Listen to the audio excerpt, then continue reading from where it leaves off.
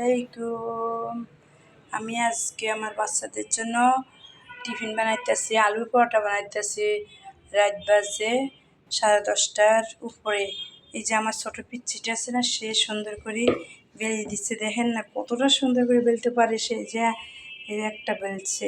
এগুলো আমি সুন্দর করে ফ্রিজে রেখে দিব পলিথিন করি, তারপরে কালকে সকালে তারপর টিফিনে দিব।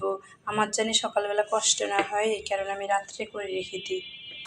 এই যে আমার আলু পরোটা বানানো শেষ। এখন আমার বাচ্চা সুন্দর করে যে সুন্দর করে রেখে দিতেছে, ফ্রিজে রেখে দিব একটা। আমার শেষ সুন্দর করে আমি পলিথিন করে এখন ফ্রিজে রেখে দিব। যে আমি এখন ফ্রিজে রেখে দিচ্ছি। আমার ফ্রিজ পুরো খালি করতেছে, আমি কালকে পরিষ্কার করবো। সেদিন আমি আদা পরিষ্কার করছি। এই যে ফ্রিজে রেখে দিচ্ছি, কাল সকালে আমার বাচ্চাদের এগুলো কাজে দিলাম। সবাই ভালো থাকবেন। আসসালামু আলাইকুম, আল্লাহ হাফেজ।